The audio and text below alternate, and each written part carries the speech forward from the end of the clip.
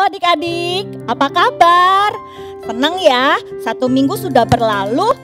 Sekarang tiba waktunya kita sama-sama mau beribadah lagi kepada Tuhan. Nah, Lause minta kalian semua duduk yang tenang. Lause mau tanya, siapa di sini yang tadi bangun tidur ingat berdoa? Nah, sudah bersyukur belum sama Tuhan? Bisa bangun dari tidur, bisa makan, bisa mandi, bisa mau beribadah hari ini. Nah, kalau belum, Lause mau ajak kita sama-sama, kita siapkan hati, kita mau menyapa Tuhan kita mau bernyanyi, Bapakku datang padamu. Kita naikkan syukur ya.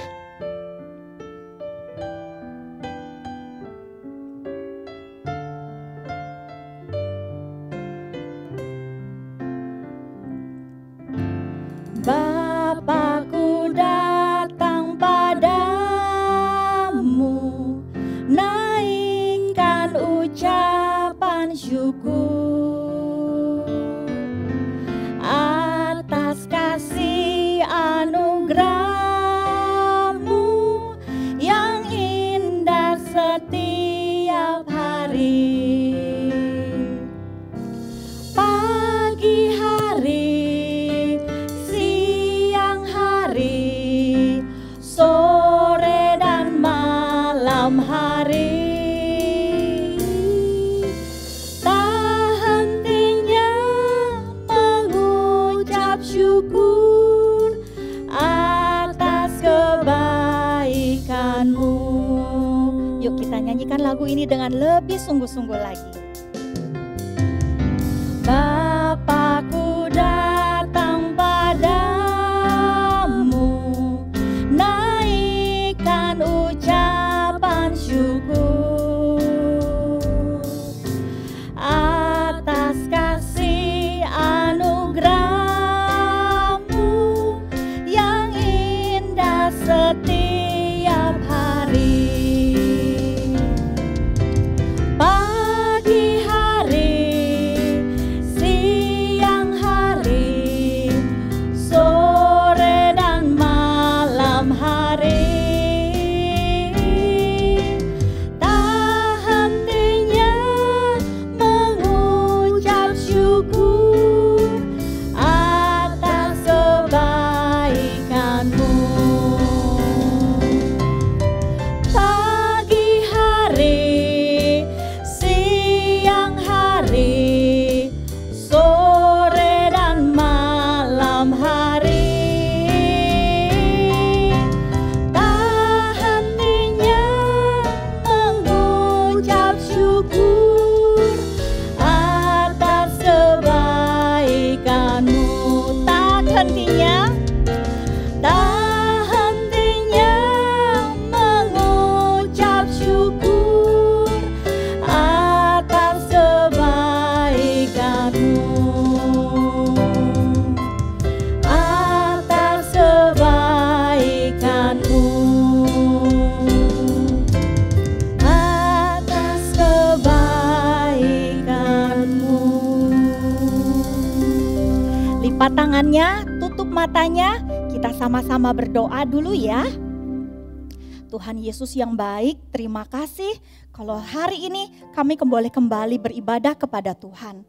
Tolong siapkan hati kami Tuhan, jaga hati kami untuk boleh selalu dekat dengan Tuhan.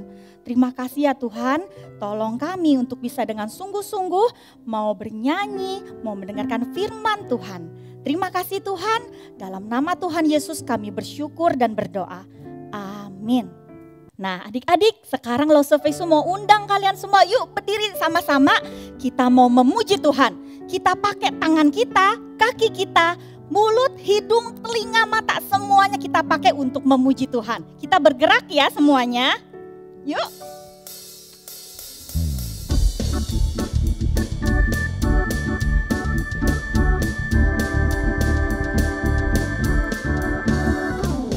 Ini mataku, klik klik. Ini hidungku, haji. Ini telinga, ini mulutku. Amin. Ini tanganku, ini kakiku. Semua yang ada padaku memuji Tuhan dengan memandang padanya, telingaku mendengar suaranya. Dengan mata, telinga, hidung, mulut, tangan, kakiku, semua yang ada padaku memuji Tuhan.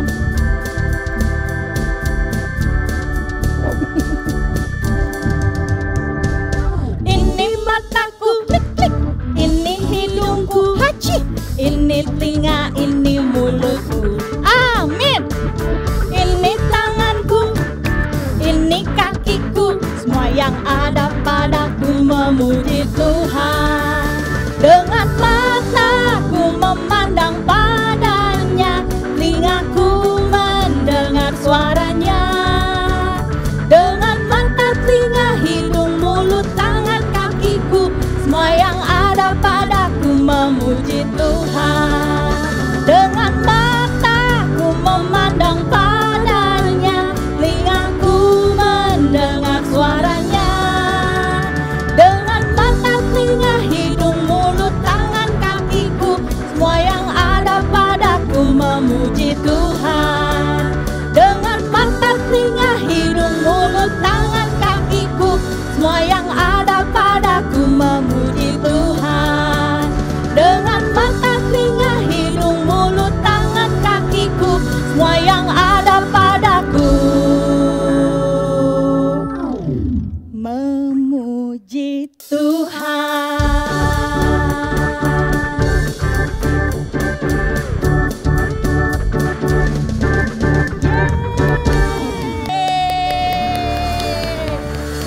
Nah, adik-adik, sekarang sudah tiba waktunya kita mau mendengarkan firman Tuhan. Nah, adik-adik duduk yang manis, kita siapkan hati ya sama-sama untuk belajar dari firman Tuhan. Halo adik-adik, selamat pagi. Nah, hari ini Semu mau kasih kuis. Kalian boleh jawab ya di komentar dari YouTube kita ya. Coba kuis yang pertama, Semu mau tanya nih, apa nama tempat ibadah orang Kristen? Nah, yang sudah tahu boleh jawab ya di komentar ya. Kalau sebelum COVID, dulu kalau hari Minggu, kita kalau mau kebaktian kita kemana? Wah, pinter, adik-adik banyak yang tahu ya. Oke, pertanyaan yang kedua. Siapa yang melayani dan berkhotbah di tempat ibadah orang Kristen itu?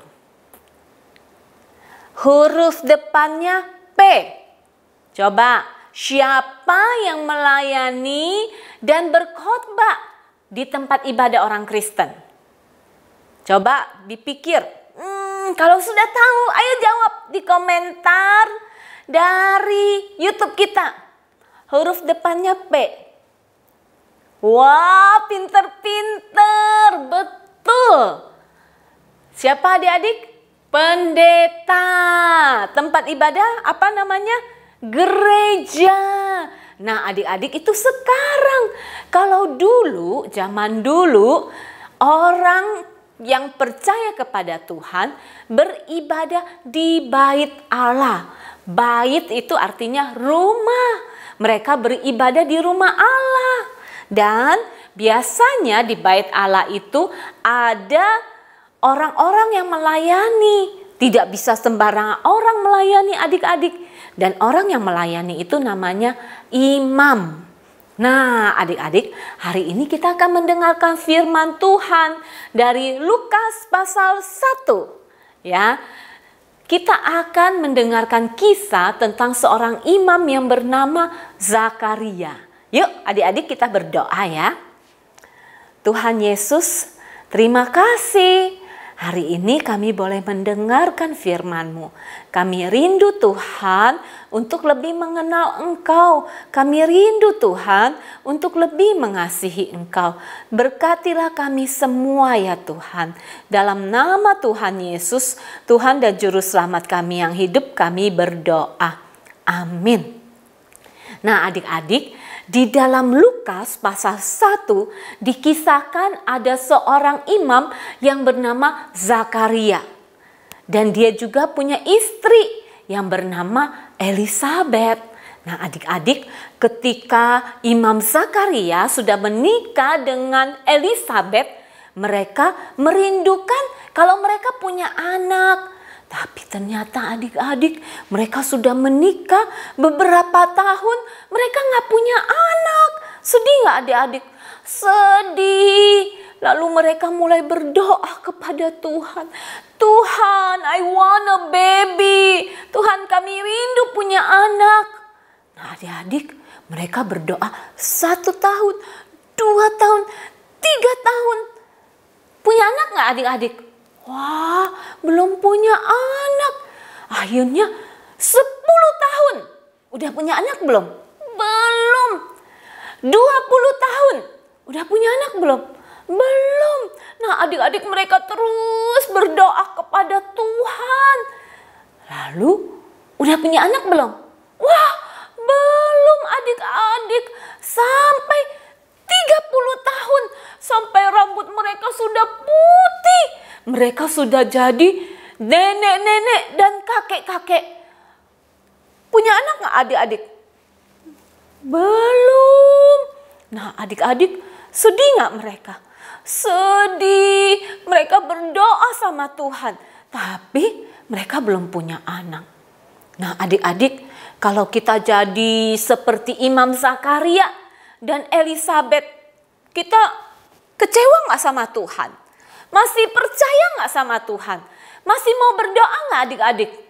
Nah adik-adik, ternyata Imam Zakaria dan Elisabet, mereka tetap berdoa kepada Tuhan. Mereka masih baca firman Tuhan. Dan mereka masih percaya kepada Tuhan. Bahkan mereka masih taat sama Tuhan. Dan mereka tetap sayang kepada Tuhan.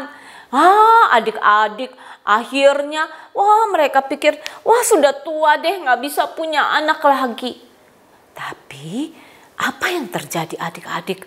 Satu kali ketika Imam Zakaria mendapat tugas untuk bawa persembahan buat Tuhan, ternyata sesuatu yang ajaib terjadi. Yuk kita mau lihat adik-adik apa yang terjadi.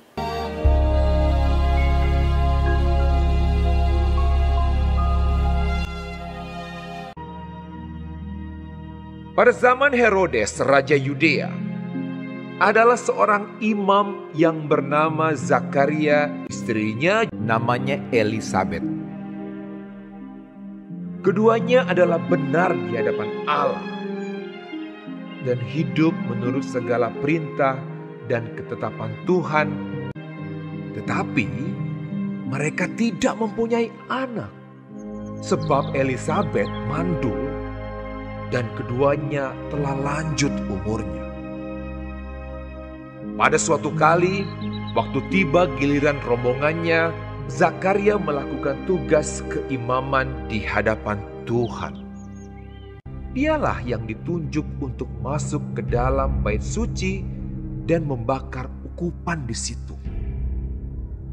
Maka tampaklah kepada Zakaria seorang malaikat Tuhan berdiri di sebelah kanan mezbah pembakaran ukupan. Melihat hal itu ia terkejut dan menjadi takut.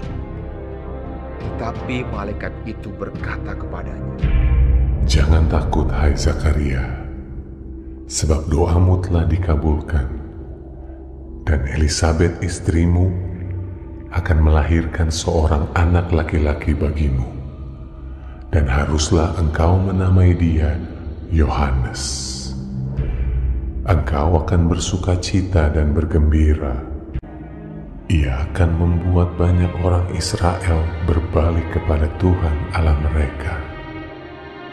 Lalu kata Zakaria kepada malaikat itu, "Bagaimanakah aku tahu bahwa hal ini akan terjadi? Sebab aku sudah tua dan istriku sudah lanjut umurnya." Jawab malaikat itu kepadanya, "Akulah Gabriel yang melayani Allah, dan aku telah diutus untuk berbicara dengan engkau dan untuk menyampaikan kabar baik ini kepadamu. Sesungguhnya, engkau akan menjadi bisu dan tidak dapat berkata-kata sampai kepada hari di mana semuanya ini terjadi. Karena engkau tidak percaya akan perkataanku yang akan nyata kebenarannya pada waktunya. Sementara itu seluruh umat berkumpul di luar dan sembahyang. Waktu orang banyak menanti-nantikan Zakaria, mereka menjadi heran bahwa ia begitu lama berada dalam bait suci. Ketika ia keluar, ia tidak dapat berkata-kata kepada mereka dan mengertilah mereka bahwa ia telah melihat suatu penglihatan di dalam bait suci. Lalu ia memberi isyarat kepada mereka, sebab ia tetap bisu. Ketika selesai jangka waktu tugas jabatannya, ia pulang ke rumah. Beberapa lama kemudian Elisabet istrinya mengandung, dan selama 5 bulan ia tidak menampakkan diri. Katanya, "Inilah suatu perbuatan Tuhan bagiku. Dan sekarang ia berkenan menghapuskan aibku di depan orang." Kemudian genaplah bulannya bagi Elisabet untuk bersalin, dan ia pun melahirkan seorang anak laki-laki. Ketika tetangga-tetangganya serta sanak saudaranya mendengar bahwa Tuhan telah menunjukkan rahmat-Nya yang begitu besar kepadanya, bersukacitalah mereka bersama-sama dengan dia. Maka datanglah mereka pada hari yang ke-8 untuk menyunatkan anak itu, dan mereka hendak menamai dia Zakaria menurut nama bapaknya. Tetapi ibunya berkata, "Jangan, ia harus dinamai Yohanes." Kata mereka kepadanya, "Tidak ada di antara sanak saudaramu yang bernama demikian." lalu mereka memberi isyarat kepada bapaknya untuk bertanya nama apa yang hendak diberikannya kepada anaknya itu. Ia meminta batu tulis, lalu menuliskan kata-kata ini. Namanya adalah Yohanes. Dan mereka pun heran semuanya. Dan seketika itu juga terbukalah mulutnya dan terlepaslah lidahnya. Lalu ia berkata-kata dan memuji Allah. Dan semua orang yang mendengarnya merenungkannya dan berkata, "Menjadi apakah anak ini nanti?" Sebab tangan Tuhan menyertai dia. Dan Zakaria ayahnya penuh dengan Roh Kudus lalu bernubuat. Katanya, Terpujilah Tuhan Allah Israel, sebab ia melawat umatnya dan membawa kelepasan baginya. Dan engkau, hai anakku, akan disebut Nabi Allah yang Maha Tinggi, karena engkau akan berjalan mendahului Tuhan untuk mempersiapkan jalan baginya, untuk memberikan kepada umatnya pengertian akan keselamatan yang berdasarkan pengampunan dosa-dosa mereka. adapun anak itu bertambah besar dan makin kuat rohnya. Dan ia tinggal di padang gurun sampai kepada hari ia harus menampakkan diri kepada Israel. Luar biasa ya adik-adik. Ternyata Imam Zakaria dan Elisabet punya anak waktu mereka sudah tua. Wah, sebetulnya menurut manusia nggak mungkin mereka punya anak lagi. Tapi Tuhan kasih mujizat buat mereka. Dan mereka punya anak. Senang nggak adik-adik? Wah, senang banget ya. Tapi adik-adik, ternyata mereka bukan hanya senang. Ternyata Tuhan punya rencana. Tuhan beri mereka anak bernama siapa adik-adik? Yohanes Pembaptis. Ternyata Yohanes Pembaptis ini Tuhan mau pakai dia jadi alat Tuhan untuk mempersiapkan jalan buat siapa? Tuhan Yesus. Nah, adik-adik pernah nggak doanya itu nggak dikabulkan oleh Tuhan? Nah, mungkin ya ada di antara kita yang berdoa ya sama Tuhan, misalnya kungkung atau kakek atau opah kita sakit, kita doa sama Tuhan, Tuhan tolong sembuhkan kungkung aku ya, tolong sembuhkan ya akong aku, tolong sembuhkan ya opah aku. Tapi apa yang terjadi adik-adik? Wah, ternyata opah kita bukan tambah sehat, tapi tambah sakit. Dan akhirnya opah kita meninggal. Sedih gak adik-adik? Sedih karena kita harus berpisah, ya enggak? Nah, kalau udah terjadi begitu, apa yang terjadi adik-adik? Masih mau percaya enggak sama Tuhan? Masih mau berdoa enggak? Masih mau baca Alkitab enggak? Masih mau taat enggak sama Tuhan? Nah, adik-adik, hari ini kita belajar ya. Kita mau belajar seperti Imam Zakaria dan Elisabet. Apapun yang terjadi, mereka tetap percaya kepada Tuhan. Dan mereka tetap sayang kepada Tuhan. Dan mereka tetap taat kepada Tuhan. Kenapa ya adik-adik? Karena mereka percaya Tuhan itu punya rencana dalam hidup kita. Kalau Tuhan izinkan itu terjadi, Tuhan bisa jadikan itu untuk kebaikan. Buat siapa? Buat orang yang percaya kepadanya, buat orang yang taat kepadanya. Nah adik-adik, oleh karena itu mari kita percaya kepada Tuhan dengan sungguh-sungguh. Walaupun mungkin doa kita belum dijawab atau belum dikabulkan, tapi pasti Tuhan punya rencana. Oleh karena itu kita tetap mau belajar ya, apapun yang terjadi, kita tetap percaya kepada Tuhan. Kita mau tetap taat sama Tuhan. Nah, kenapa? Karena Tuhan mampu bekerja, mengubahkan segala sesuatu, ya kan? Yang tidak baik menjadi baik. Karena itu kita mau tetap percaya, kita mau tetap taat kepada Tuhan. Nah, adik-adik, hari ini ayat hafalan kita dari Roma. Roma pasal 8 ayat 28. Ya, adik-adik, yuk. Roma 8 ayat 28. Kita tahu sekarang bahwa Allah turut bekerja untuk mendatangkan kebaikan bagi orang-orang yang mengasihi Dia. Nah, adik-adik, orang-orang yang mengasihi Dia itu apa ya? Orang yang percaya dan taat kepadanya. Tuhan mampu loh jadikan apa yang tidak baik bahkan untuk jadi kebaikan. Nah, adik-adik, semua kan pernah cerita, nggak tahu deh, semua pernah cerita nggak sama kalian? Dulu ya, semua tuh pernah matanya bintitan, tahu nggak? Seperti ada bisul di matanya.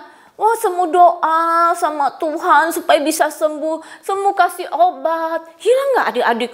Nggak hilang-hilang, sampai lama ya. Udah itu COVID lagi. Semua nggak berani ke dokter. Tapi akhirnya kok makin lama nggak hilang-hilang ya. Akhirnya mau nggak mau semua mesti ke dokter deh ya. Ke dokter mata. Waktu semua ke dokter mata, ternyata dokter matanya waktu periksa mata semua, ternyata retina semua ada yang robek. Nah adik-adik, kalau retina mata itu robek, kalau enggak di obatin, enggak di laser, itu bisa jadi buta. Wah, semua akhirnya di laser matanya dan enggak jadi buta adik-adik. Jadi walaupun sesuatu yang kayaknya buruk ya, Tuhan kok kayaknya enggak jawab doa semua, enggak sembuhkan bisul semua di mata. Tapi ternyata ketika semua ke dokter, malah semua jadi tahu ada retina semua yang robek dan akhirnya bisa diobatin. Dan semua sekarang bisa melihat dengan jelas. Kalau enggak apa yang terjadi? Wah, semua bisa jadi buta adik-adik. Oleh karena itu, kalau ada sesuatu yang buruk terjadi, kita jangan marah-marah, atau kita ngomel, atau kita jadi nggak percaya sama Tuhan. Justru apa? Kita harus tetap percaya kepada Tuhan, dan kita harus tetap taat kepada Tuhan, karena kita percaya apapun yang terjadi dalam hidup kita, Tuhan pasti menolong kita. Yang penting kita percaya dan taat, adik-adik. Nah, mungkin ada juga yang bilang, iya nggak enak ya COVID. Nah, adik-adik tahu nggak? Di COVID ini banyak orang loh yang mengalami kesusahan. Ada orang yang kehilangan pekerjaan. Ada orang yang nggak bisa mencari uang. Wah, jadi susah. Nah, adik-adik, apa yang terjadi?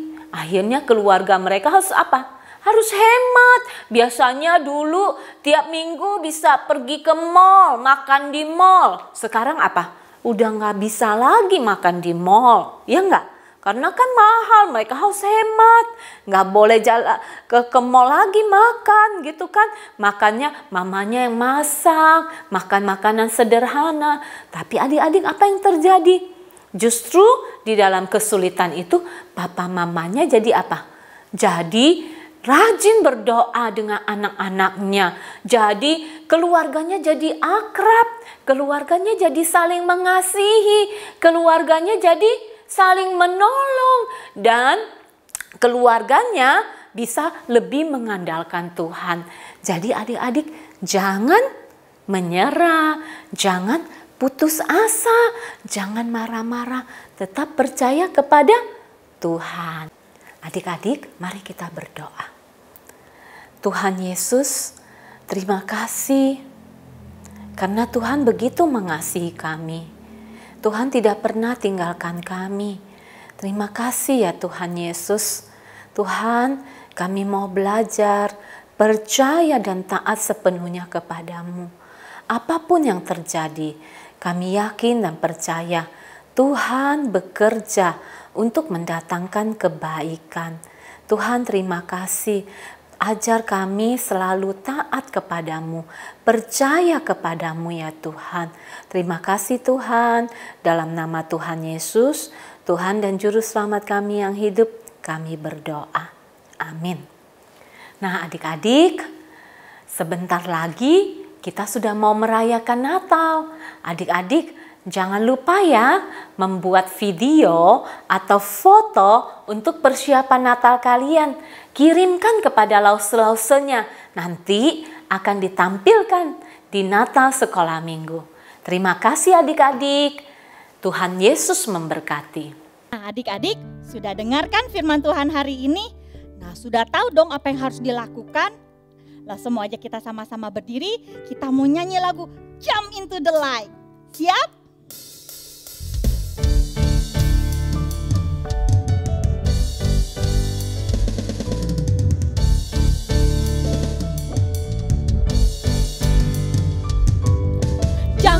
Jump into the light, light, light. Run, run, run away from what's not right. Jump, jump, jump out of the dark, dark, dark. Run to Jesus and give him your heart. Jump, jump, jump into the light, light, light. Run, run, run away from what's not right. Jump, jump, jump out of the dark, dark, dark. Run to Jesus and give him your heart.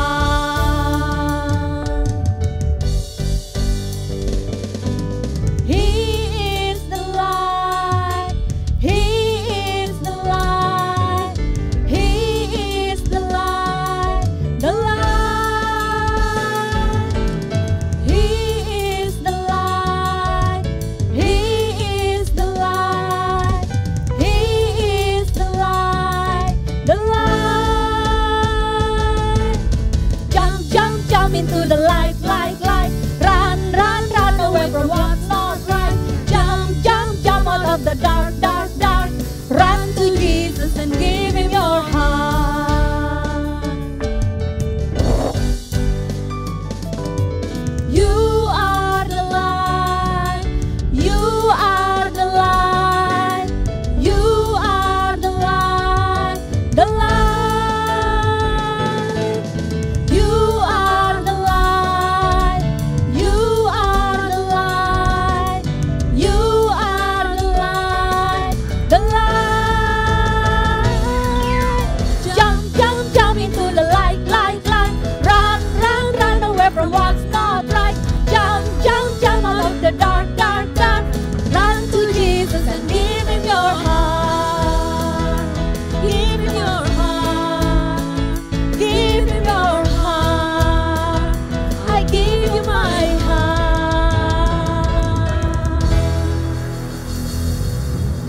Sampai ketemu lagi adik-adik. Tuhan Yesus memberkati.